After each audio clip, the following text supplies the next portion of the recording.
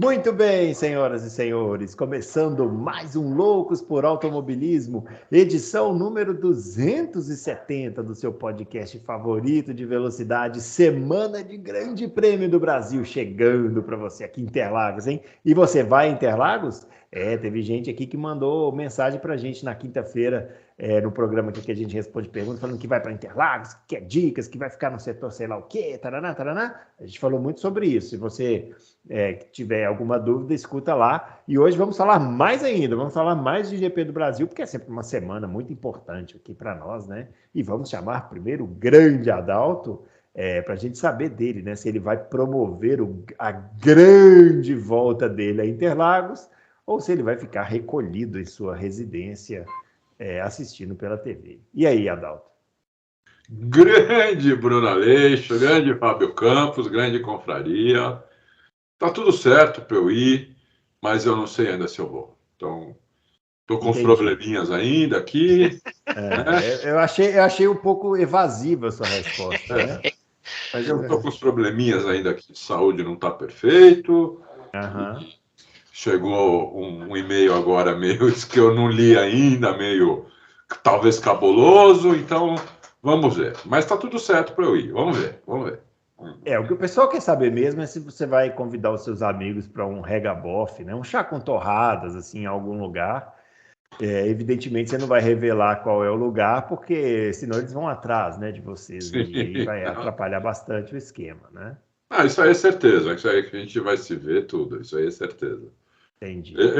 Vai ser o dia que for melhor para eles, o sexta ou sábado, ou mesmo no domingo. Ou os dois. Ou os dois, sábado, né? Vai todo mundo trabalhar de ressaca. Afinal de contas, não tem mais campeonato mesmo, né? Então o pessoal já fica lá e tal. Muito bem, hoje temos um aniversariante aqui, senhor Adalto, o grande Fábio Campos, que já vai aparecer aqui. Eu sempre lembro da data de aniversário do Fábio Campos, que é o mesmo da minha querida vozinha, né? Como os dois têm a mesma idade, né? Aí fica mais fácil de lembrar, né? Parabéns, senhor Fábio Campos. Até que o senhor Fábio Campos ele tá bem conservado. Até a voz, a idade da sua vozinha. Tá bem conservado. Tá bem conservado. A minha vozinha não tá tão conservada assim quanto ele. A vovozinha. Ele faz isso de propósito. Eu tenho certeza que ele já vem tramando essa abertura há meses e meses. Eu lembro do aniversário dele, tá? Bem no meio de janeiro. Aliás, o dia do mês é o mesmo do aniversário do filho dele, se eu não estou enganado. E eu não preciso de vozinha para lembrar, não. Eu lembro. Tenho consideração. Ele lembra por causa da avó.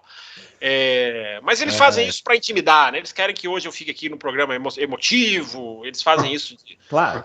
Já tinham feito fora do ar, já dado os parabéns, ótimo. Mas não, aí tem que jogar no ar para fazer essa pressão. Mas estamos aqui, Bruno Aleixo, para falar de Grande Prêmio do Brasil.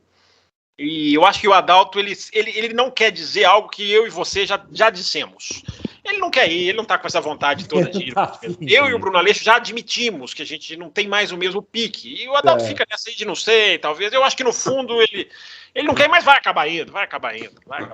Aliás, a gente recebeu aqui, quinta-feira, que você não estava aqui, a gente recebeu várias mensagens de ouvintes que estão indo à corrida por nossa causa, porque a gente... Eu prestigio vocês, eu ouvi, morri de rir do ouvinte que pediu dica de um setor que vocês nem conhecem, vocês nunca ouviram falar, que é o setor Heineken lá, que parece que vai estrear agora. Eu morri de rir, porque eles não têm a menor ideia, porque esse setor nem existe. Eu ouvi vocês, eu prestigio vocês, ao contrário. Não, mas a gente eu prestigio o trabalho. Mas a gente não enganou o ouvinte, hein, que fique registrado. Ele falou assim, a gente não sabe, né? Parece ser... Porque os caras venderam lá o ingresso falando que ali dá 70% de visão da pista. Eu acho que não, mas... A gente nunca... quem sabe eles não construíram uma torre lá, igual aquela que tem em Austin, né, Adalto? Aí dá até 100%. Exatamente. Sabe o que deve ser óbvio nessa arquibancada Heineken? Deve ser óbvio que, para quem gosta de cerveja, vai ser a melhor arquibancada. Isso sim. Né? Isso sim. Que uma vez eu fui no setor... Quais são os preços? Tem o preço dessa arquibancada aí, não? Então, aí eu não prefiro nem perguntar, porque imagina, um setor com esse nome assim... Já deve comprar tudo incluído, hein? Não deve ser barato, não. Uma vez eu fui no setor A e tinha cerveja à vontade. À vontade. Quando? À vontade? No A? Não. Você está no setor errado. No A, à vontade. Eu falei, o que é isso, cara? Eu acho que foi... Quando foi que a Heineken começou a patrocinar a Fórmula 1? Não faço ideia. Mas não sei também. sei se foi 2016, 2017. Eu fui lá Não, 2016, o Grande Prêmio da Itália, que eu até fui, ele já era Heineken, Grande Prêmio Heineken da Itália. Isso eu me lembro. Então pode ter sido 16. Eu fui na sexta e no sábado nesse setor A. E depois no domingo eu fui no box, né? E a cerveja à vontade, uma porrada de freezer. Olha, você deu uma sorte, porque eu nunca vi não, isso. Eu acho que você pegou cerveja, alguém esqueceu, você pegou cerveja indevidamente. Esqueceram o engradado lá, e o Adalto achou que era promoção da Heineken. Não era, cara. Tinha cerveja à vontade. Esse meu amigo enchia o braço, assim, de cerveja. Alguém do setor A se manifeste. O Bruno falou na quinta-feira. Atenção, setorazistas. Os setorazistas, que são bravos. Se manifestem, se vocês já tiveram cerveja de graça lá. Existe uma rivalidade, né, entre os setorazistas e os setor Gsistas, né? Eu, por exemplo, sou setor Gsista. Mas qualquer um que já foi no setor G sabe que é muito melhor do que o A. É melhor, sem dúvida é melhor. A não ser que seja verdade, que deram cerveja de graça. Mas o A é um dos piores. O A depende de onde você senta. Se você chegar cedo no A e sentar bem perto ali, bem à direita, você consegue ver bem a largada, você vê os boxes. Eu fiquei bem à direita ali. Só que eu não vi a corrida ali, eu vi treino, né? Então... eu também vi treino lá em 2007. Eu vi treino lá também. Eu já vi Stock Car lá. Stock Car eu já assisti lá. Tá. Ali é bom porque a Stock Car bate ali, né? Então é bom. Não. Mas fica chovendo. Teve um Stock Car que decolou ali, né? Um ano que o cara da Stock Car apertou aquele botão de ultrapassagem, que dá pouca diferença de velocidade, né? Ele simplesmente atropelou o adversário e bateu ali. Nem acho que foi o Júlio Campos, sei lá, nem sei. Bom, vamos lá. Os nossos twitters estão aparecendo aqui, o meu @BrunoAleixo80, o do Adalto @AdaltoRacing e o do Fábio @CamposFB. Se você quiser dar parabéns para o Fábio, vai lá no Twitter dele e escreva parabéns, Fábio Campos, nos seus 85 anos. Bom, vamos falar do Grande Prêmio do Brasil, evidentemente, né? Que estamos na semana dele aí, né? Corrida que vai ter a corrida de classificação, vai ter a classificação na sexta, a corrida de classificação no sábado, e a corrida no domingo, né? E aí, Adalto, o Verstappen falou essa semana que não gosta de corrida de classificação, né? Não gosta desse formato, né? Eu não sei por quê. Eu acho que, assim, agora que está dando mais ponto, né? Ficou melhor, entendeu? A corrida. A classificação ficou mais importante, ficou, né? O vencedor ganhou 8 pontos, não é isso? Isso. 8 pontos é considerável. Antes era 3, 2, 1. Agora é 8. 8 é considerável. Se o cara ganhar a corrida de classificação e a corrida, o cara faz 32 pontos. Se fizer a volta, 33 pontos. Sabe qual conta que dá para fazer? Por exemplo, se o cara ganhar a corrida de classificação e chegar em segundo na corrida principal, ele minimiza, ele iguala, né? Ele fica um ponto a mais que o vencedor da corrida principal, né? Porque é exatamente a diferença aí. A diferença de 7, né? Ele ficaria um ponto na frente. Então ele meio que dá para você minimizar. Então, se o vencedor do domingo. Eu não sabia desse raciocínio seu, essa conta. Olha, Bruno Aleixo fazendo matemática, hein? O primor. Quer dizer que se o vencedor do domingo faz a volta mais rápida, eles fazem os mesmos pontos. Então. Faz a mesma quantidade de pontos. O vencedor da sprint e o segundo. Isso se o vencedor também não tiver pontuado na sprint. Claro, isso, exatamente. Mas eu falo assim, você pode reduzir um prejuízo grande, né? Eu não sei. Eu acho legal. A sexta-feira fica espetacular. Eu gosto, entendeu? Tem uma coisa que o Verstappen falou. Tem uma coisa que o Verstappen falou que na minha visão acabou acontecendo, né? Que eu também não sei como eles vão resolver isso, mas acabou acontecendo. Que é a questão de você ter que tomar muito cuidado na corrida de classificação para não danificar o carro para o domingo, né? Então eles correm meio assim, muito, muito com cautela. Mas dá tempo de arrumar o carro. Mas não pode mexer. Não, pode. Não, se bater, ele pode. Se bater, ele pode arrumar o carro. A questão é que ele perde o domingo, ele fala, né, Bruno? Ele fala assim, se eu bater no sábado, todo mundo perde o domingo. Mas enfim, depois, o Adalto tá no meio aí do comentário dele aí. Não, é isso. Pode arrumar o carro, não tem problema. Se quebrar o motor, também pode arrumar o motor, quer dizer, não tem problema, entendeu? Eu gosto, eu acho legal a classificação, só depois de uma hora de treino já vai para a classificação, acho legal isso também, a sexta-feira. Eu gosto. Por enquanto, pode melhorar? Pode. Eu e o Fábio já falamos várias vezes, podia fazer a coisa de classificação com o grid invertido, entendeu? Ficaria melhor ainda. O Gunter Steiner tem uma boa sugestão, Adalto. Fazer 2 qualifies. Um para sprint e um para corrida no domingo. Eu acho uma sugestão legal.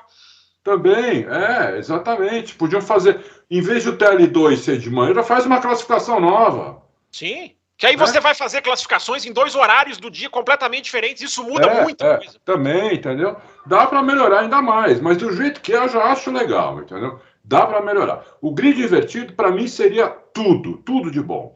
Mas, porra, é isso aí. E dá mais ponto também. Se fizer o grid invertido, mete ponto na galera. Dá 12 pro vencedor, entendeu? Eu faria o grid invertido sem DRS. Isso sim. Aí você mata, aí não tem ultrapassagem. Não, porque senão acontece igual... O Adalto, a disparidade da Red Bull, da Ferrari e da Mercedes para as outras garante emoção. Eles vão sair passando todo mundo se for com DRS. Se for sem DRS, vai passar também, mas vai ter que ter um trabalhinho, né? Olha, isso não aconteceu até hoje, hein? Só aconteceu com o Hamilton ano passado, que meteu um motor novinho, motor 0, cavalaria, vamos para cima da galera. Só isso, só dessa vez aconteceu, hein? Muito bem. E aí, Fábio Campos? Bom, vamos lá, Bruno. Apesar de eu também defender a sprint, eu concordo com o ponto do Verstappen. Apesar do Verstappen dizer que ele é contra a sprint. Por quê? O que o Verstappen fala é isso aí que você disse, né? A questão não é arrumar o carro, a questão é bater no sábado, você mata o domingo. Independente do seu carro ser consertado ou não. O cara bateu no sábado, ele vai prejudicar o domingo. Então essa desconexão, esse para mim é o passo que falta para as sprints ficaram muito boas. É você desconectar o resultado da sprint com a largada no domingo. Se você fizer a sprint uma corrida independente, dando esses pontos, enfim, e você fizer com que o cara tenha no domingo a posição dele garantida, ou você pode fazer o qualifying na sexta, que é ótimo, né? Esse um treino só, essa 1 hora de treino, é sensacional. Né? Só seria melhor se fosse 45 minutos. Você bota 45 minutos e já vai para o qualify. Isso aí é ótimo. Aí se o piloto qualifica na sexta, já para o grid de domingo, ele corre no sábado, independente da ordem, ele corre no sábado sem colocar o final de semana dele a perder. Eu acho que a questão da sprint é só colocar para as pessoas que não gostam, não estou querendo convencê-las, mas eu acho que se você apresentasse para elas da seguinte maneira, olha, nós vamos criar aqui, nós vamos fazer o seguinte, atenção todos, como diria um professor nosso, né? Gente, atenção nosso, Bruno vai se lembrar muito pessoal. Nós vamos estender a corrida de domingo de 300 para 400 quilômetros. Alguém vai falar não? Eu duvido que alguém vai falar não. Duvido que um fã de Fórmula 1 vai falar não. Aí você complementa, olha, mas nós vamos pegar 100 quilômetros e vamos jogar no sábado. Nós vamos fazer uma separação, nós vamos congelar a corrida do sábado para o domingo, bandeira vermelha, na prática é isso que acontece, e vamos relargar. Eu acho que se fosse colocado com um jeitinho, muita gente aprovaria. Mas tem muita gente que acha que é errado, enfim, não gosta, que não concorda. Tem sites ingleses, claramente, que fazem campanha contra a sprint. Eu não concordo, mas ok. Enfim, é a discussão, é o debate. Não tem certo e errado. Tem gosto ou não. Eu já falei aqui várias vezes, né? A gente já discutiu muito as sprints aqui, mas como a gente tem, né? Como diria aquele narrador, né? Vão se juntando, milhões vão se juntando ao Loucos por Automobilismo. Eu sempre bato na tecla, né? Você tem um final de semana com mais de 50% do tempo dos carros na pista em competição. Eles estão competindo, que é uma coisa que não acontece no formato normal. Você tem sextas-feiras que precisam mudar, independente de ser sprint ou não. A sexta-feira precisa ter sabor, precisa ter valor, né? Sem querer rimar. Ela precisa ter alguma coisa que você encha de jovens pilotos, porque é muito legal ver esses caras pilotando. Né? Foi muito legal ver o Schwartzman, o Sargent, o Palou fez stints muito bons, para quem viu os stints do Palou. O Palou fez stints muito bons. O De Vries, ontem me lembraram lá no café, o Vettel O Vettel e o De Vries são dois pilotos que a carreira deles é muito dependente da sexta-feira. O que eles fizeram na sexta-feira foi importante para a carreira deles. Então você pode fazer, só fazendo esse parênteses, sabe? Você pode revitalizar a sexta-feira, você tem que revitalizar a sexta-feira. Mas voltando para o tema sprint. Você tem duas largadas, que eu acho que é sensacional, gente. Largada de corrida de Fórmula 1. A Fórmula 1 pode estar na pior fase, corrida chatinha, nada funciona. 2009, que para mim foi um dos piores anos de disputa, os anos do Schumacher. Largada é largada. Né? Você ter duas largadas, para mim é muito legal. Você tem duas largadas, você faz duas, né, duas vezes aquele momento tenso. E aquilo que eu sempre falo, as sprints têm até agora. A gente não teve nenhuma sprint sensacional, embora a de Imola esse ano eu considere muito boa. Considero a sprint de Imola esse ano com ultrapassagem, o Verstappen na última volta tirando a posição do Leclerc. Eu considero uma sprint agradável. Só que tem muita gente achando que as sprints iam revolucionar os problemas da Fórmula 1. Mas isso foi culpa do Ross Brown. Sim. Também. Sim, o discurso vendido. Sim. Eu caí lindamente. Eu achei que as sprints iam ser uma coisa frenética. Todo mundo tentando passar e tal. Aí quando eu vi, continua sendo a mesma Fórmula 1. Só, Bruno, que as sprints, na minha visão, elas dão ao domingo um sabor muito especial. Essa corrida do Hamilton de recuperação, ela aconteceu. Se não fosse a sprint, não seria a mesma coisa. O Ricardo ganhou muito em Monza, por causa da sprint. Se não tem sprint ali, a McLaren não ganha, porque a vitória foi pura, foi real. Mas a sprint contribuiu muito para o Ricardo se posicionar ali naquele local e vencer a corrida. Então as sprints contribuem muito para o domingo. As sprints, isso para mim é muito interessante. Não significa, como o Adalto falou, que elas não possam ser aprimoradas, e eu descolaria a sprint do domingo. Eu descolaria. Não faria como a MotoGP, que no ano que vem vai jogar sprint em todas as corridas, e a sprint da MotoGP, só um parênteses, se vocês quiserem, tá? Saiu campeão, acabou a MotoGP, a gente pode até falar. Mas as sprints da MotoGP vão ser o seguinte: todas as corridas e 50% da prova. Não é um terço igual uma Fórmula 1, não. Então eu acho que vai ficar até excessivo. Eu não ia até lá. Mas eu faria umas 8 por ano. Porque se você fizer 8 num calendário de 24, você tem ali a cada 3 finais de semana, você tem uma sprint. Eu acho muito legal. Eu acho muito bacana. Eu acho que seria interessante. Eu acho a ideia ótima, que pode ser aprimorada. É isso aí. E o GP do Brasil, hein? E aí, Adalto? O que a gente pode esperar? Quem for a Interlagos? A gente falando, vou para Interlagos a primeira vez e tal. O que a gente pode esperar? Porque o campeonato acabou, né? Não tem mais campeonato de construtores, também já acabou. Mas tem umas subdisputas interessantes, né? Então, vamos focar na subdisputa. O que a pessoa que vai a Interlagos pode esperar aí dessa corrida? Bom, depende muito, né? Se a pessoa vai pela primeira vez, se o campeonato acabou ou não, isso não importa nada. O cara vai ver os carros na pista e vai ficar babando. É isso. Agora, para quem é hard, que nem a gente, acompanha tudo, pensa em eu sou soft. Eu não sou hard, eu sou soft. Aí... Super soft. Primeiro que vai ver ali os carros se preparando para o ano que vem. Né? Algumas coisas até bizarras, algumas atualizações meio bizarras nesses carros, mas já pensando no carro do ano que vem. Né? E tem as disputas e as mini disputas, como o Fábio falou. A gente tem aí a disputa pelo vice-campeonato.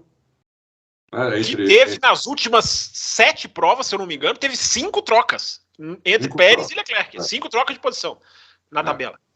O Leclerc parece que está com mais sangue nos olhos. Falou que ano que vem vai correr para ganhar, apesar da Ferrari não dizer que não, né? Que não é para o ano que vem, não é a previsão deles serem campeões.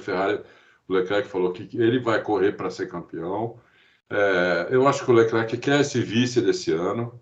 O Pérez está na cara que quer, está pedindo aí para toda hora pede para a Red Bull ajudar, o caramba. Então vai ter essa disputa que eu acho legal, né? E vai ter outras disputas mais atrás também. Tem a disputa da McLaren com a Alpine, tem a disputa da Aston Martin com a Alfa Romeo, um ponto na frente. Não, aliás, não é um ponto na frente, mas a Alfa Romeo só marcou 2 pontos nas últimas 11 corridas, e a Aston Martin saiu de 9º e está lá nos calcanhares. 1 ponto é a diferença da Alfa Tauri para a Haas, se eu não estou enganado. Então o cara que gosta mesmo, que nem a gente, vai ter um monte de coisa para ver, entendeu? Inclusive isso que eu falei, os carros já se preparando para o ano que vem, já dando dicas. Você vai ver uma asa esquisita ali, um side pod diferente no outro, entendeu? Você vai ver coisas, um assoalho talvez diferente numa outra equipe, entendeu? Que você fala, ué, que engraçado isso, não sei. E os carros já se preparando para o ano que vem, entendeu? Porque o ano que vem eles têm que melhorar muito para chegar na Red Bull, porque esse ano a Red Bull realmente, principalmente com o Max, a Red Bull destruiu a galera, né? É a favorita para ganhar agora, é a favorita para coisa.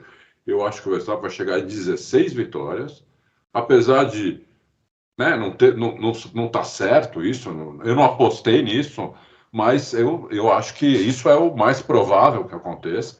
Ele vai chegar em 16 vitórias. E então os carros, o pessoal está muito ciente e tem que melhorar muito para poder disputar ano que vem, senão vai ser outro passeio, né? Então eu acho que tem bastante coisa aí para ver. E se chover, como está previsto aí, direto, né? Interlagos é aquele chove para. É raro uma corrida inteira na chuva em Interlagos, né? Corrida, né? Previsão do tempo, o pessoal está aí muito confiante na previsão do tempo. Vai chover, vai chover. Previsão do tempo em Interlagos. Não dá para prever. Por isso que a gente falou, pessoal, tem que levar roupa de chuva, roupa de calor e roupa de frio. Isso, Então tem que levar mesmo, isso aí não adianta. E se chover, chove meia hora, 15 minutos, para. Eu já vi chover mais tempo lá, hein? Mas é raro. E menos também, né? Hã? E menos tempo também, né? Menos tempo também. É legal quando dá aquelas chuvas de 10 minutos que ensopa a pista. Né? Para e depois de 1 hora chove mais 10 minutos. É muito legal isso, né? Então tem isso. Eu acho que tem bastante coisa para ver. Quem for, tenho certeza que vai adorar o negócio. Tenho certeza. Muito bem. E aí, Fábio Campos, e esse GP do Brasil? Bom, eu acho que, independente do campeonato... Aliás, estou falando errado, né? Não é GP do Brasil, é GP de né? São GP Paulo. de São Paulo. Assim como o GP do México, também é GP da cidade do Brasil. É que ia ser GP do Brasil, né? No Autódromo do Rio de Janeiro, né? Aquele autódromo maravilhoso que inauguraram lá para nós, né?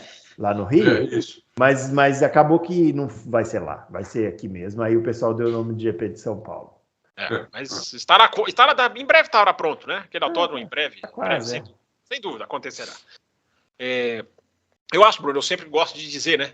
Corridas são mais importantes do que campeonatos. Então é muito mais legal você ver corridas. Esquece o campeonato. O campeonato ele é um tempero. Eu também concordo plenamente com isso. Ele é um tempero. 2008, 2012, o perfil da Fórmula 1 está replicando 2008, 2012 e é uma delícia você lembrar, você rever aquela tensão. Mas aquilo ali, sem aquilo ali, é automobilismo, gente. É disputa de freada, é piloto querendo ganhar, é piloto ultrapassando.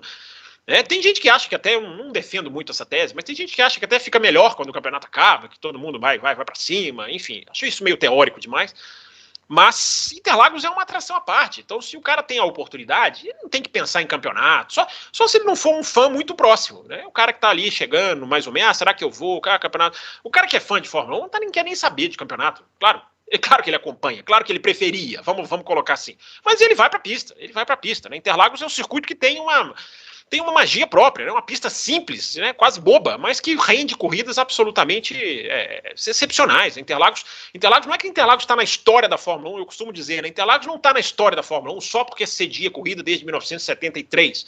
72 não era o campeonato, mas oficialmente 73. Interlagos está na história da Fórmula 1 e também não é só porque foram 6 títulos mundiais decididos. Interlagos está na história da Fórmula 1 porque Interlagos está no topo da qualidade. Interlagos está entre as corridas de muita qualidade, entre as pistas que têm momentos históricos. Né? Existe uma ligação emocional do fã, até o inglês, o holandês, seja quem for. O cara vai assistir o Grande Prêmio lá da televisão, lá na Europa, ele espera de Interlagos uma coisa muito boa. Então, geralmente a corrida com maior audiência televisiva na Europa. Quase todo ano. Cai um horário bom também para eles, né? Um horário móvel. Aliás, vou falar sobre isso na chuva, né? Mas só para complementar, Interlagos, eu fui atrás de uma estatística, Interlagos teve 38 grandes prêmios. 38 corridas, foram 24 vencedores diferentes, cara. Essa marca é muito interessante.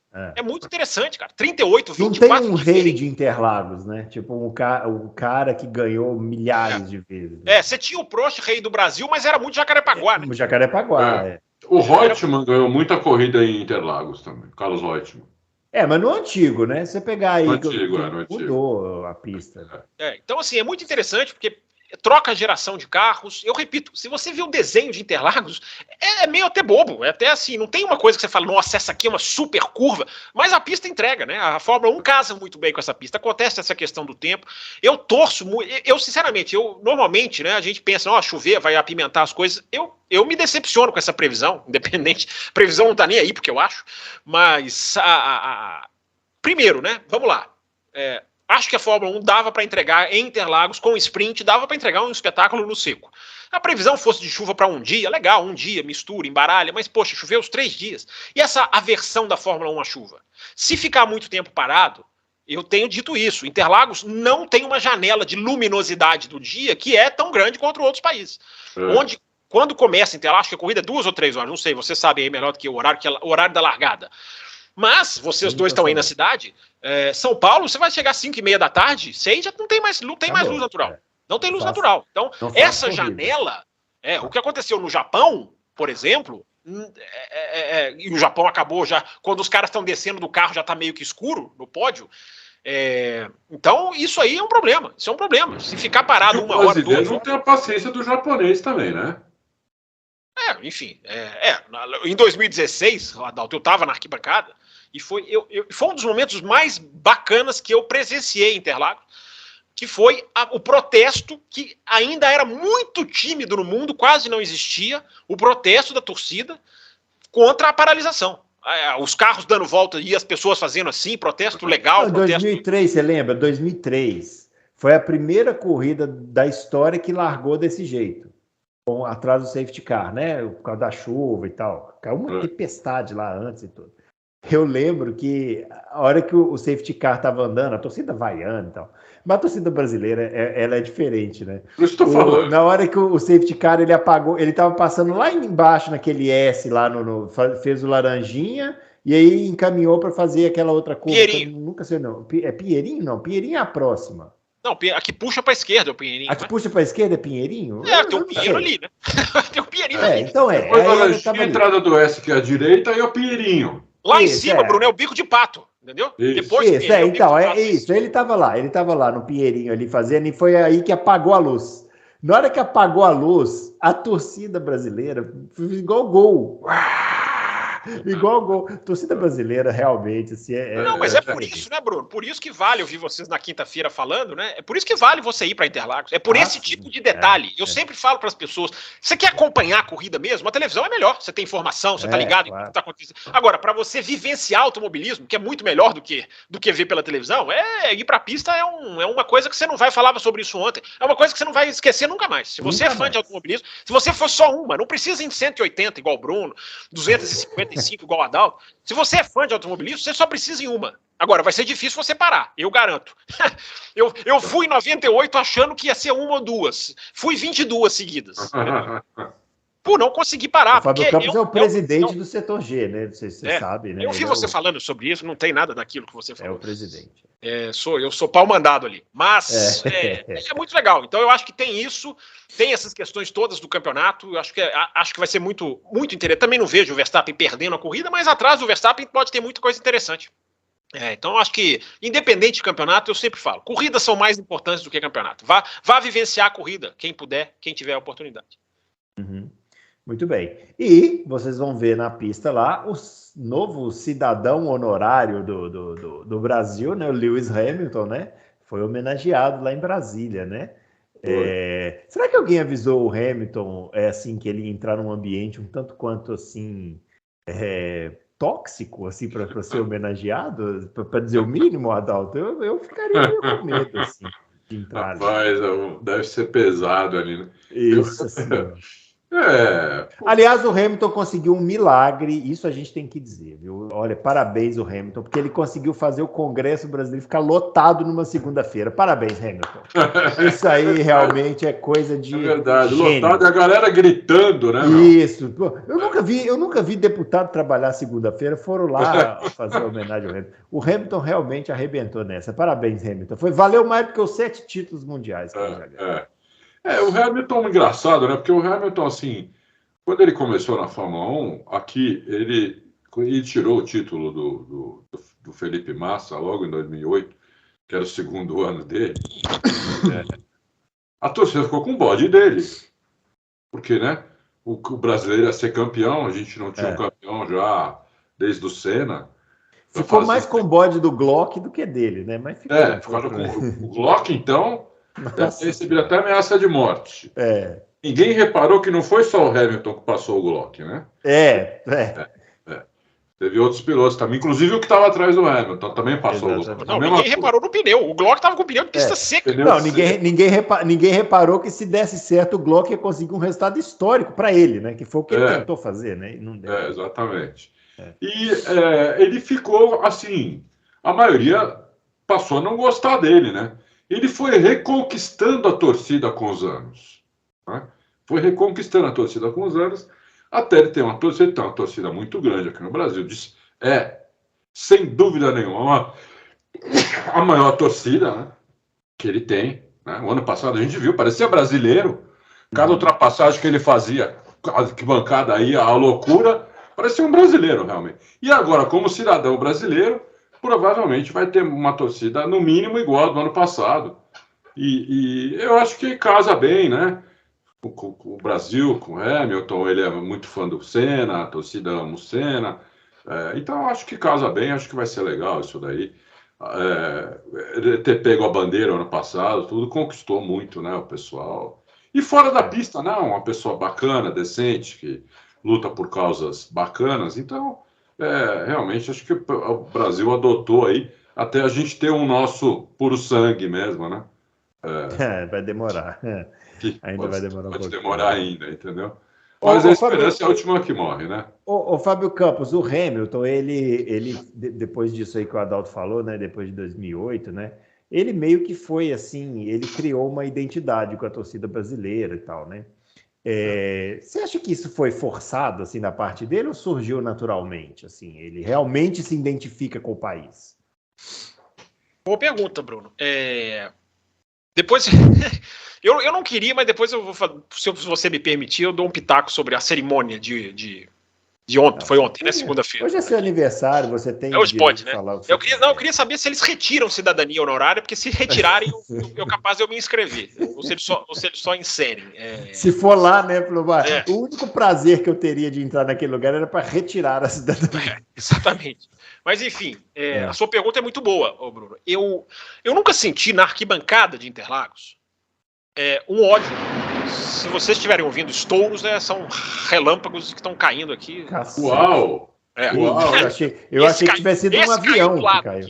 Não foi um avião que caiu? Esse caiu do lado aqui. Mas, enfim, Belo Horizonte está sendo acometida por uma tempestade nesse momento. Meu Deus. Está se desenhando. Mas, enfim... Eu nunca senti, Bruno, na arquibancada, um ódio ao Lewis Hamilton, uma aversão, como, por exemplo, ao Schumacher e ao Alonso. Eu estou falando das arquibancadas de Interlagos, tá? Não estou falando de rede social. As arquibancadas de Interlagos. Em 2008, eu fui todos esses anos, em 2008 o Hamilton foi vaiado, tinha musiquinha pro Massa, tinha musiquinha contra ele, o inglês vai, se, né, enfim. Mas em 2008, que os caras chegaram... normal, né? Ele estava disputando com o brasileiro, né? Em 2009, eu já não me lembro dessa aversão ao Hamilton. No ano seguinte, já não me lembro. Até porque existia uma simpatia. O Hamilton tinha ganhado 2 corridas, o carro muito ruim, o Massa tinha batido, né, já estava fora do campeonato. Então, Bruno Aleixo, eu não acho que seja uma coisa forçada, não. Acho que a torcida tem alguma coisa assim. Ele não foi odiado, repito, gente. Como eu não vou nem falar do Prost, né, como o Schumacher e o Alonso. O Schumacher e o Alonso são muito, digamos... ostensivamente ofendidos por arquibancada. O Schumacher eu lembro, mas você veja como a torcida brasileira é diferente. Eu lembro muito bem que em 2012 o Schumacher fez aquela despedida, né? Despedida definitiva dele, e ele antes da corrida, ele deu uma volta com a bandeira da Alemanha, né? E a torcida aplaudiu. Sim. O reconhecimento. Não, o sentimento em 2006, né? Da última, aquela que seria a última corrida dele, que depois acabou não sendo, foi homenageadíssimo. Mas a indisposição da torcida com o Hamilton em Interlagos, eu me lembro em 2008, pelas circunstâncias, e o Hamilton nunca foi um cara perseguido, nunca foi um cara, digamos, de musiquinhas contra ele. Então, Bruno, eu acho que é natural, eu acho que há uma convergência que eu acho que é natural, não sei se é forçada pela imprensa brasileira, não tenho esse conhecimento, aí vocês dois podem dizer melhor do que eu, não sei se a imprensa brasileira joga a favor dele, contra, não sei, a televisão, né, que transmite, mas eu acho que é uma coisa natural. O Hamilton, ele tem empatia com certos lugares, eu não entendi por que ele foi vaiado no México, realmente não entendi, mas ele tem lugares em que ele tem empatia com o público, que o público adora ele, né? É como o Vettel tem no Japão, a torcida do Japão tem com o Vettel. Enfim, a gente tem esses casos, né? A gente tem esses casos. Não é único o Hamilton e o Brasil. A gente tem esses casos de pilotos que são adorados em países que não são os deles, por alguma circunstância, por ter pilotado numa equipe, por ter pilotado no país. Então, eu acho, Bruno, para responder a sua pergunta, eu acho que é uma coisa que veio crescendo naturalmente, casa com isso a carência do público brasileiro, que tem que ter alguém para torcer, né? A maioria não tem essa questão de, cara, vou ver Fórmula 1. O meu negócio é a Fórmula 1. Muita gente que vai para a arquibancada quer um cara para torcer, quer um ídolo, quer alguém para chamar de seu, como diria o outro. E aí o Hamilton caiu nessa. Ele supre uma carência. Se a gente tivesse um piloto brasileiro forte na Fórmula 1, duvido. Tudo bem, não é que ele seria maltratado, mas eu duvido que estaria passando por tudo isso. Eu acho que tem uma carência, sim, de não ter um brasileiro lá e vamos pegar alguém. Porque a gente está há 5 anos, cara. 5 anos sem um piloto brasileiro na Fórmula 1. Não tem perspectiva. E para vencer ainda mais, é mais ilação ainda. Então, o brasileiro quer gritar que ganhou alguma coisa. Né? Você sabe qual foi a pessoa que eu vi em Interlagos mais ser odiada até hoje? Não foi um piloto. O senhor Jean-Marie Balestre, todo de preto ali no box. Eu não estava no box, eu estava na arquibancada, na frente do box. Um capo, né? Vai ser Rapaz, como o cara foi vaiado, jogaram coisa na pista da arquibancada, xingaram o cara. E ele todo de preto fazia assim para a torcida, uma roupa toda preta. Eu vi isso 90 e... Quando foi? Certamente foi depois de 89, né? Deve ter sido 90 mesmo, que foi a primeira aqui, né? Depois 90, 91. Pensa no contexto, né? É a primeira aqui depois do fim de 89, depois daquele final, né? Todo mundo quente ainda. Adalto, você já foi no Interlagos antigo, né? Muitas vezes. E também no Interlagos novo. Qual que é, assim, aquela lembrança que você fala, putz, essa... Você perguntou isso no Twitter pro pessoal, essa semana. Né, assim, a lembrança da pessoa, a sua agora. Mas pensa no Interlagos de 90 para cá, só para a gente não é, porque nós temos ouvintes muito novinhos. Não, a maior lembrança foi a primeira vez, 72, quando o Emerson passou a mão na minha cabeça. Aquilo ali, para mim, aquilo é... É tipo, se ele tiver, tipo o Santo Sudário, né? Isso. Isso, passou o vírus e ali eu passei a amar o negócio. Mas de 90 para cá, olha, eu me lembro muito, não foi em corrida, foi quando o Senna fez a pole, não lembro agora o ano, mas já era o Berger, o companheiro de equipe dele, e o Berger tinha feito, o Berger tinha o melhor tempo, e o Senna saiu para a pista faltando 3 minutos para acabar o treino. E eu nunca vi uma coisa dessa que... Todo mundo parou de falar, ficou um silêncio, só se ouvia o carro dele dando aquela volta lenta. Que demais isso, hein? Então você sentia aquilo no ar, o pelo começou a arrepiar. E quando ele abriu a volta ali na junção, que ele começou a acelerar ali, parece que todo mundo prendeu a respiração, porque o pessoal não acreditava. Na verdade acreditava, mas... Estava difícil, porque o tempo do Berger tinha sido muito bom mesmo. E ele fez a volta inteira, quase que sozinho na pista. Dava para ouvir todas as trocas de marcha. E eu estava no setor G. Eu já estava ali na reta oposta. Né? Eu fiquei muito... Eu não era torcedor do Senna, eu torcia para o Piquet. E eu fiquei assim... pasmo com aquilo, que quando ele passou a linha de chegada e o cara gritou, pole, não sei o quê, o pessoal no rádio, caiu gol. Tipo gol na final de Copa do Mundo. Entendeu? Então aquilo realmente me pegou muito, é uma lembrança muito forte que eu tenho, talvez a mais forte de todas. Adalto, eu me identifico muito com isso. História sensacional essa. Você nunca tinha contado essa história antes. Né? Foi espetacular. Vai, Fábio. Não, eu passei por uma situação parecida, cara, e é um momento que... É por isso que a gente fala, né? Vai ao autódromo, porque você vai viver um momento que você nem espera que aconteça, e um detalhe, às vezes, né? De um som, de uma situação, de uma coisa que você vê, um flash de uma imagem. E o Adalto estava contando, e eu também passei uma sensação dessa... não foi em Interlagos, foi na Bélgica, mas muito parecida, que foi no Qualifying de 2012 na Bélgica. O Jenson Button saiu, ele foi o primeiro a sair, era o Q3.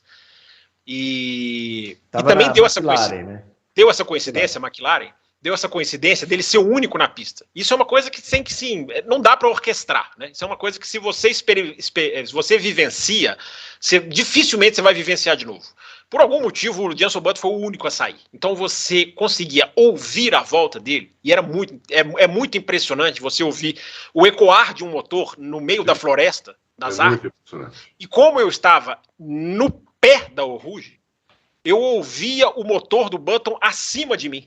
É muito impressionante. Você via, era como se fosse um carro de Fórmula 1 voando, porque quando você está no pé da Eau Rouge, você está no ponto mais baixo de Spa. E você conseguia acompanhar a volta dele, a aceleração dele, e ele começa a rasgar essa reta que vem para buzz stop, e você vê aquele só aquele barulho e com o carro acima de você. É uma sensação, assim, também foi um segundo, assim, 1 minuto praticamente, e nunca mais se esquece. O Adalto contou agora, eu me identifiquei totalmente, porque é essa questão sensorial que a pista te dá. Sensorial. E que você consegue ouvir. Na hora que o Adalto falou o autódromo inteiro meio que em silêncio, eu falei, cara, me veio na hora, é aquilo ali. E você nunca mais, você não tem como vivenciar de novo, você não tem como planejar acontecer de novo, porque é uma coincidência enorme. Então eu me lembro do Jenson Button fazendo a buzz stop e eu ouvindo a buzz stop, sem ver, porque eu estava abaixo. Então é sensacional, sensacional. Interlagos tem uma característica para quem vai esse ano pela primeira vez, vai reparar que é o seguinte, como é pequeno, né? Isso, muito. Ele vira meio que um estádio. Ela corre para dentro dela mesma. Ela fica meio que um estádio. Então, você tá, por exemplo, o Adalto falou, estava no setor G, ele viu o pessoal do setor A, né? Então, você vê as pessoas se levantando, sentando. Quer saber? Eu vou na corrida. Não, tem que ir. Olha, outra foi assim, quando a corrida foi para o Rio, para o Jacarepaguá, eu fui em 82, eu fui 3 vezes para o Rio. E depois não fui mais. Quando voltou aqui para o Brasil, fazia muito tempo que eu não ia. 5, 6, 7 anos que eu não ia, não via a Fórmula 1 ao vivo. E eu fui na quinta-feira, que era pista nova, e naquela época na pista nova tinha treino de quinta-feira. Sim. Treino de quinta-feira. Lá no setor G de novo. Tava vazio, tava chovendo. Tava vazio. Chegamos antes de começar o TL1. Nem chamava TL1. Era treino, sei lá como chamava. Isso foi em 90, né? Tava eu, um amigo meu, a gente estava sentado ali na arquibancada, vazio, porque estava chovendo, né? Então estava meio vazio, a gente estava de capa, não sei o quê. E de repente ligou um carro dentro do box. Quando a gente ouviu aquele barulho, uma coisa inacreditável. Uau! Falei, o momento que liga, né? O momento que liga, né, Adalto? Isso, o momento que liga. Falei, puta, sabe, te dá aquele negócio assim. Tinha V8 e V12 na época. Deve ter sido um V12. Assim, também é covardia que agora não é mais assim, essa parte, né? Mas tem outras coisas legais. Não, mas o que o Adalto tá falando tem sentido por causa da é um barulho de quase que uma explosão. Quando uma explosão, Isso a televisão mata. Isso a televisão mata. E aí quando passava aquela La Russe com motor Lamborghini V12, e quando o cara ia trocar de marcha, o motor apagava. Então ele vinha... Falava, o que é isso? Arrepiava tudo, sabe? Pô, que coisa maravilhosa, que coisa maravilhosa. Nossa. Eu lembro, a gente vai lembrando dos detalhes. Eu lembro o primeiro carro que eu vi, por exemplo. Passou, a gente guarda.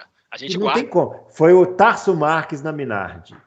Saiu no treino, ligou, deu esse barulho que você falou, ligou o motor. Aí veio, tinha uma pessoa do meu lado que fica informando pelo rádio, que é o Fábio Campos, que ele fica no radinho, só informando, saiu o Verstappen. Claro, tem que informar as pessoas. Aí saiu o Tarso Marques, a gente ficou esperando, aí veio, e aquele barulho reduzindo as marchas, né? A Minardi, né? E, puta, eu já podia ir embora, já estava bom. Já estava feliz. Eu tenho um dos grandes orgulhos, que eu fui em 98, foi o último ano da Tyrrell, e o primeiro que eu vi foi a Tyrrell. E já era o último ano, já era a morte da Tyrrell, né? Então eu tenho a Tyrrell, já era uma Tyrrell, era aquela Tyrrell branca e preta. Feia, né? Do Takagi e do José, Ricardo José, brasileiro. Isso. Há quantos anos, né? Cidadão honorário ainda? Será não? Acho que não.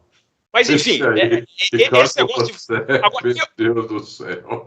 Agora eu falo uma coisa, não só o primeiro carro que você vê, a primeira imagem da pista que você vê pode ser um pedacinho de curva, pode ser uma reta, você também não vai esquecer.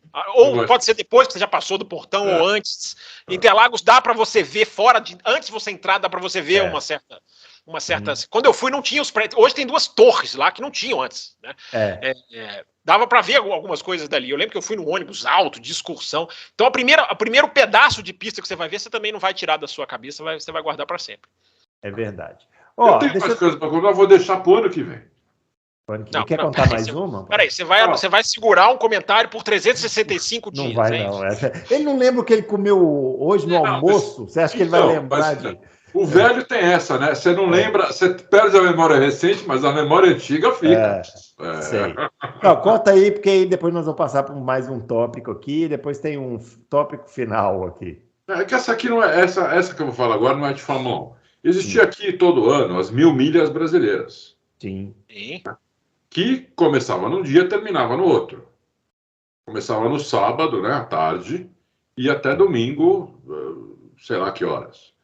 E era a época que eu, né, saía com os amigos, com as meninas, com as namoradas. Você vê, ele tá hesitando de falar, ele saía com as minas, vai, fala com as minas. Com as minas. O que acontecia? No final da noite, a gente, em vez de ir pra casa... caso, hein?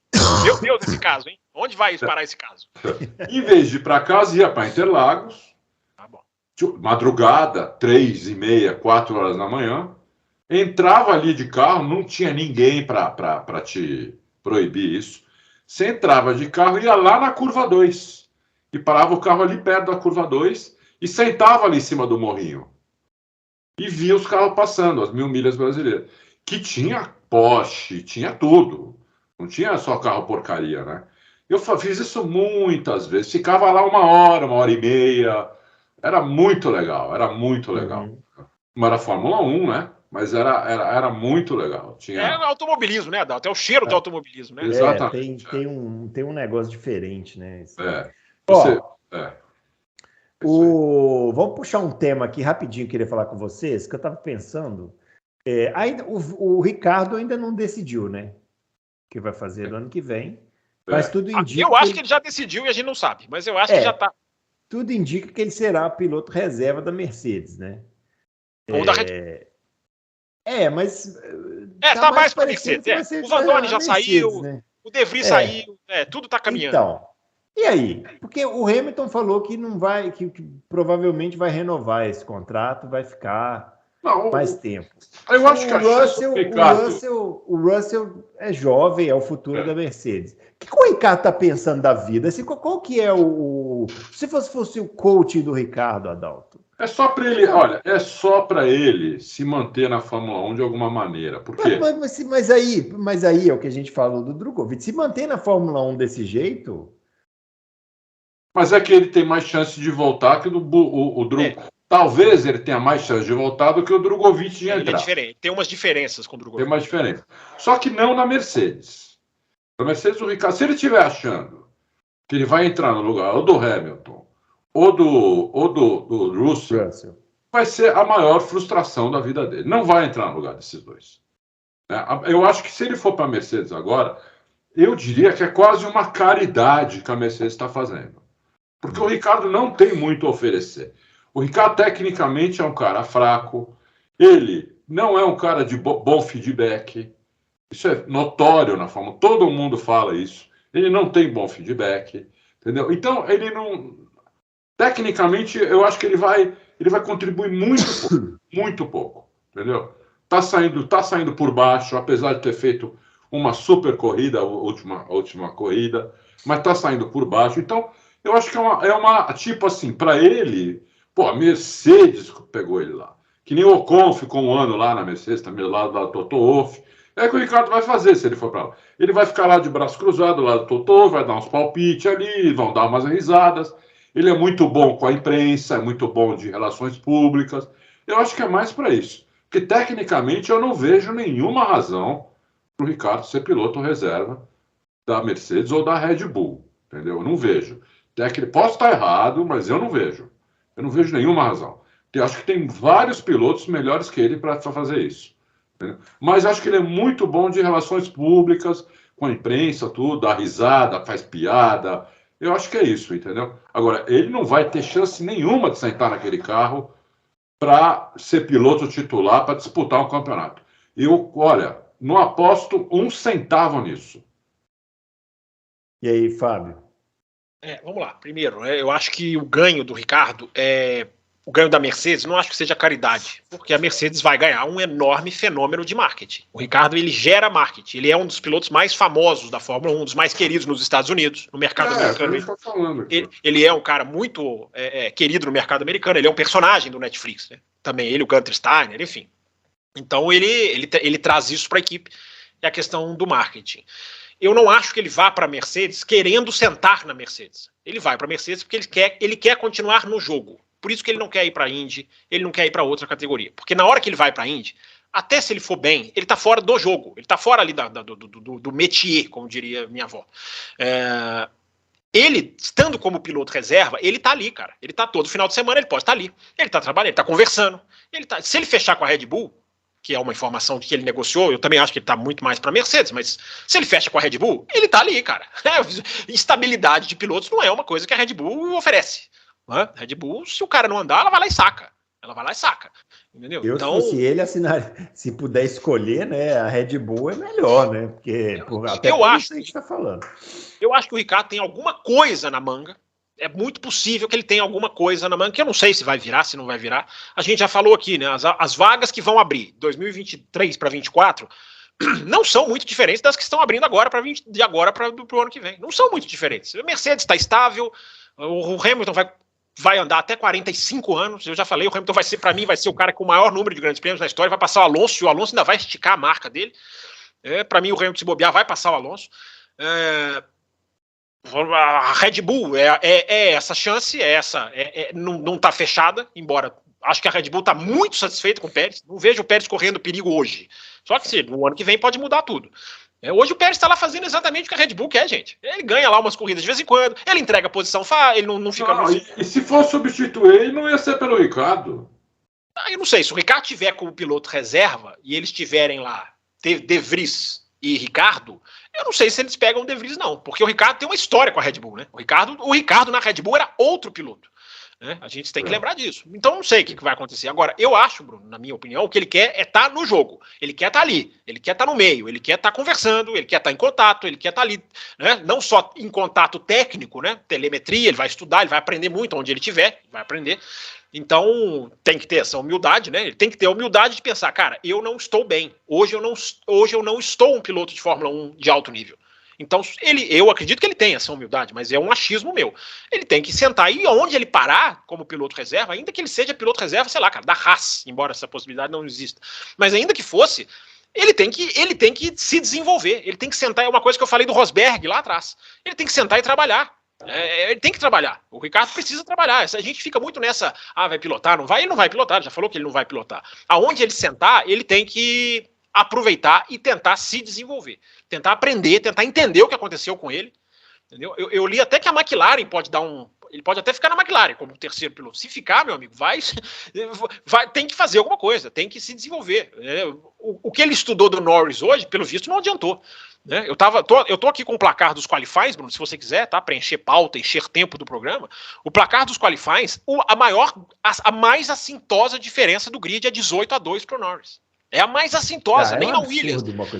Nem na Williams, embora a Williams, o Latifi tem um salvo-conduto, porque tá 17-2, só que o Albon não correu na Itália, né? Então poderia estar 18-2 também, mas tá 17-2 porque o Albon não correu um grande prêmio. Então, Bruno, é um buraco muito grande. Então, mas a cabeça dele, para mim ele tem alguma coisa, porque ele tá muito decidido nisso, de não querer Williams, de não querer Haas. porque ele está visualizando alguma coisa lá na frente. Agora, eu continuo achando, né? Não estar pilotando é diferente do Drogovic, Bruno, porque eu acho que o Drogovic ele não tem muito o que oferecer, apesar do título da Fórmula 2. O Ricardo pesa. A história dele pesa. Ele tem um declínio, claro, mas eu acho que ele é diferente você negociar com ele e negociar com o Calouro. Então eu acho que tem alguma coisa aí, Bruno, que a gente não sabe, porque ele está muito decidido, né? É isso aí. Eu acho que o Ricardo está cometendo um erro de julgamento, né? Ele está cometendo um erro de julgamento. Eu acho que ele devia ter ido para a Haas. Punta ele falou que eu receberia lá de braços abertos, conversaria. Eu acho que ele devia ir para a Haas, porque lá eu acho que ele teria condição de reativar a carreira dele. Companheiro de equipe seria o Magnussen, que é um bom piloto, mas não é um avião, né? Não é um cara de primeira linha. Então, é que talvez o Ricardo tenha pensado assim, vai que eu perco do Magnussen, e aí acabou. Acabou de uma vez. Pode ser. Porque você vê, o Schumacher que está perdendo o Magnussen, tudo tá contra ele.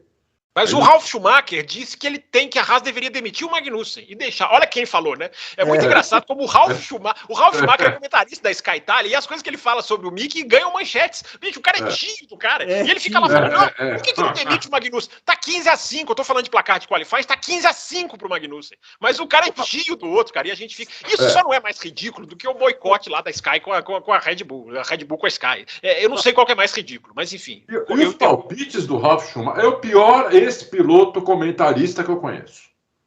É que como piloto também já não era grande coisa. Não era grande coisa, mas ainda fazia umas graças. De vez em quando Mas como comentarista, nem graça ele faz. Ele não acerta uma. Impressionante. A gente publica, às vezes, o que ele escreve. O que ele diz, né? Mas, porra, a gente publica, eu leio já, sabe? Tá bom. Porra, porque, entendeu? Mas é isso. Então, eu acho que é um erro de julgamento do Ricardo, entendeu? Porque daí, se ele perde do Magnussen, vai para a Índia ou vai para casa. Entendeu? Vai para a Índia ou vai para casa. Adalto, mas o Ricardo, ele falou uma coisa que eu entendo, eu posso até não concordar. Ele falou, cara, eu não estou aqui para andar em 17º. Eu não estou aqui para andar em 17º, eu não tenho isso no meu DNA, eu prefiro ficar de fora. Eu respeito isso. Hoje ele tá andando, né? Eu respeito isso no piloto. Não, mas ele tá andando, mas não é. Quando ele foi para a McLaren, não era essa a expectativa, né? Era ir lá para frente.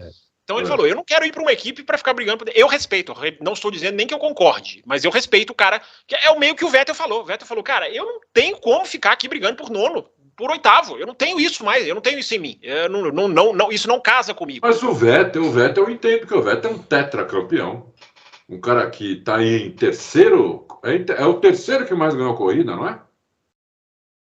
Na história da Fórmula 1. Schumacher... Terceiro ou quarto? Não, ele tem 53, né? Se eu não estou enganado. Vou olhar aqui, continua aí que eu vou olhar. Acho que o Prost, acho que é Hamilton, Schumacher e depois Vettel. 4 títulos. Eu entendo o Vettel realmente não querer disputar Q3 para poder ir né? Por Q1, né? Eu sempre me confundo. É Q1, Q2, Q3. Q3 que é o... O Vettel é o terceiro mesmo. Hamilton, Schumacher, Vettel. Então, mas o Ricardo não. O Ricardo é um piloto que, a hora que ele parar, né, e não tiver mais chance nenhuma, acabou, Pambo. As pessoas vão lembrar mais 2, 3 anos dele, depois vão esquecer. Vão esquecer que ele passou na Fórmula 1. Ele não deixou uma marca lá, entendeu?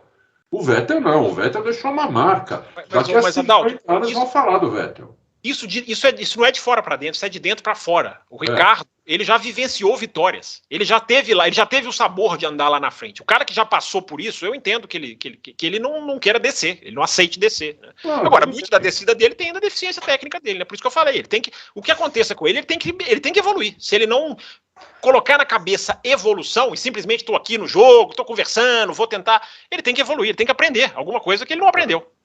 Eu não sei, assim, eu entendo o que você está falando também, seria uma decisão emocional, mas eu acho que ele devia pensar no racional. O racional, para mim, seria ele para a Haas. Dar um pau no Magnussen e aí ele teria a chance de voltar para uma equipe melhor. Agora, ficar um ano ali na Mercedes fazendo gracinha. Fazendo. Fazendo Tomando gracinha. cafezinho. Tomando café. Tomando café, dando risada, fazendo macaquice lá com a Sky, tudo. Não vai fazer nada para ele. Eu acho que isso faria muito sentido se fosse há 15 anos que tivesse acontecido. Aí tinha teste, aí existia piloto de teste realmente, né? Sim. Aí faria muito sentido. Você lembra, Bruno, você lembra do Panis, né? O Panis ele foi um para piloto de teste na McLaren em 2000, ele liderava todas as sessões de teste e voltou para a Fórmula 1. Voltou para a Fórmula 1. Então é isso. Assim, se estivesse falando de 15, 20 anos, aí eu entenderia. Mas hoje eu acho que eu tô com a Dalton. Assim, ou vai para a Haas, ou assume que não dá mais. Né? Assim, não me adaptei a essa geração de carros e vou tentar a vida no automobilismo em outra categoria. Porque eu fico triste, porque se eu voltar a 2018, contar para mim mesmo, lá em 2018, que o Ricardo hoje estaria nessa situação, eu ia olhar para mim mesmo e falar, você tá louco. Eu também. Em 2022, o Ricardo, para mim, ia estar batendo campeão, ia estar brigando com o Hamilton, com o Verstappen e tal. E tá aí, né? Sem lugar na Fórmula 1. Olha, por exemplo, é a mesma coisa que aconteceu, isso está acontecendo com o Ricardo agora, daqui a 3 ou 4 anos, com o Norris. Falar hoje para mim, olha, em 2026 o Norris, ninguém mais quer o Norris na Fórmula 1, ele vai ter que... Eu falo, nossa, tá louco. Tá louco. Pode acontecer, né? Pode acontecer. Eu só acho que a moral da história, Bruno e Adalto, nós não conseguimos ter, muitas vezes, entender a chama do piloto que não aceita andar atrás. Para nós é muito mais fácil dizer, vai andar em 17º, fica no grid, cara. Eu entendo o cara que não aceita andar atrás. Eu entendo. Não estou dizendo que eu concordo. Eu também entendo bastante. Eu também entendo. Por exemplo, se o Alonso falasse isso, eu entenderia. Sabe por quê? Porque o Alonso anda muito. Ele é um monstro atrás. Mas o Alonso é o contrário. O Alonso topa andar atrás. O Alonso topa, mas se ele não topasse, eu entenderia. Ele fala, porque o Alonso tem um nível técnico que ele deveria estar numa equipe melhor, mas não está por circunstâncias. Mas aí o Ricardo hoje não tem. Vocês estão associando a chama da vitória aos resultados. A chama da vitória é da postura do cara. Não estou associando a resultado. Estou associando a capacidade de pilotar. E o Alonso já chuta a porta, né? Viu o que ele falou? Não aguento mais isso aqui, que acabe logo isso aqui e vai embora daqui da Alpine. Ele chuta a porta, meu. Mas o Ricardo... O último ano do Ricardo na Red Bull, 2018, quebrava o motor Renault toda hora. Eu me lembro do Ricardo no México sair falando assim, eu acho que eu não vou nem fazer as 2 últimas corridas, porque meu carro só quebra. Eu me lembro muito bem disso, 2018. E ele andou em 2018, hein? Nossa Senhora. Andou muito, ele andou muito. Para finalizar aqui, pessoal, vamos à imagem que circulou em todos os WhatsApps aí, né, desde domingo, que foi o acidente do Djalma Fogaça, na Fórmula Truck, você está vendo aí na tela, né? Teve um entreveiro ali, um acidente, uma batida, lá em Goiânia, né? E o Djalma Fogaça não conseguiu desviar com o seu caminhão e acertou ali o outro piloto, conseguiu capotar um caminhão, que é uma coisa realmente digna de nota, né? Capotar um monstrengo desses. E não teve um arranhão, o que é uma notícia surpreendente e boa ao mesmo tempo, né, Adalto? Não, impressionante, porque o acidente, né? Estamos revendo agora. O acidente é impressionante. Olha isso, o caminhão voa antes de capotar, cai de cara no chão, vai desmontando o caminhão, vai arrancando tudo, ó, eixo, vai tudo pro saco, e não teve nenhum arranhão. Agora, eu acho que é impressionante ter conseguido desviar para não ter essa batida aí. Mas você acha que dava para desviar? Porque foi muito próximo ali, né, dele. Foi próximo, mas, ele bateu de lado ali no cara. Sei lá, cara, eu não sei. Assim, na hora que bateu, eu falei, pô, como é que ele não desviou? E eu já vi a cena um monte de vezes, e eu ainda não mudei de ideia. Falar, pô, como é que ele não conseguiu desviar? Porque não tem on-board, né? Não tem on-board, né? Olha essa cena de lado. Dá uma olhada. A cena de lado, o caminhão roda ali, ó. Olha como ele tá longe. Ele é caminhão amarelo. Ele tá vindo lá de longe. O caminhão já rodou. Mas e a velocidade? Isso. Já voltou pra pista. Já tá reto de novo. Ele dá no cara, entendeu? Então, sei lá. O Djalma também tá velho, né? Sei, né? Eu ouço de Djalma há 200 anos aí correndo. Então, eu só fico na dúvida se não. Porque assim, eu não consigo falar se demorou sem ver a câmera de dentro do carro, né? Do caminhão. Para ver ali se não tinha ninguém na frente, tampando a visão, a fumaça, né? Esses caminhões soltam muita fumaça, né? Então, não sei lá se estava com a visão coberta, né? Não sei. Eu sei que viralizou isso daí, o pessoal compartilhou bastante, porque realmente foi uma super batida, né? Mas ainda bem que não aconteceu nada com o piloto, né? Com nenhum dos pilotos, né? Não aconteceu nada, né? Bruno, deixa eu aproveitar para te falar. Eu vi uma corrida de truck, né? Eu não sei se você já viu, ao vivo. Da NASCAR? Não. Fórmula Truck. Sim, o truck, aqui o caminhão. Caminhão. Eu fui em Interlagos, fui convidado uma vez, ainda era vivo o cara que... Aurélio, né? Isso. Aurélio Félix. Isso, Aurélio Félix, que estava pensando em investir no Auto Race, então fui eu, na época eu tinha um sócio, fui eu, meu sócio, e nós fomos na corrida. Eu vou te falar, está no box. Quando passa o caminhão ali no box, rapaz, vem um vento, porque os caminhões são cara chata, eles passam a 200 por hora ali. Vem um vento que você nunca sentiu na sua vida, meu. Leva tudo. Se o cara tiver de peruca, leva peruca. Se tiver de saia, levanta igual. Levanta. Se tiver de dentadura, tem que fechar a boca, senão voa a dentadura. Rapaz, voa tudo. Se estiver fumando um cigarro, o vento fuma o cigarro sozinho. Né? Acaba na hora. Acabou o cigarro, voa tudo, cara. Não fica nada. Impressionante. É um campeonato bem rico, né? A Fórmula Truck, sim, né? Se você fizer uma comparação com a Stock Car, que fica mendigando aí, montadora para montar carro, né? A Stock Car, a Truck, todas as marcas de caminhão estão lá, né? Todas. Volkswagen, essa corrida que eu fui, Iveco. Lotado Interlagos, parecia a Fórmula 1. Lotado. Impressionante, né? E aí, Fábio Campos, você gosta de uma corridinha de caminhão também, ou Fábio Campos, ou não? Detesto. Quando eu entrei lá no Café com Velocidade, o podcast comentava, entre outras categorias, eram diversas, Fórmula Truck. Eu falei assim, não contem comigo para eu comentar esse negócio. Agora, falando sério, eu respeito totalmente, acho que é uma categoria muito bem estruturada, muito bem digerida, foi muito bem criada pelo Aurélio Félix, né? Depois a mulher dele faleceu, a mulher dele continuou a tocar o projeto. Então, assim, claro que eu tô brincando, que não é a minha, mas eu respeito, né? Não é porque eu não assisto que... O Brasil, as pessoas têm que aprender a fazer um poupouquinho isso, né, Bruno? Assim, não é a minha opção, mas eu respeito que seja... Lógico. Ouviram fãs de NASCAR que vem me xingar? Tá vendo? Não precisa... Você pode xingar, não, mas o que vocês falaram aqui na quinta-feira é um absurdo, né? Que o cara não poderia ganhar daquele jeito, não tem regra nenhuma que impeça. Mas a gente falou isso aqui. No momento não tem regra nenhuma. Então, até poderia ter. O meme é legal, que eles fizeram, começou a rodar na internet o carro da NASCAR com duas rodinhas do lado aqui, assim, ó. Rodinha de carro do supermercado aqui do lado, assim, ó, na porta.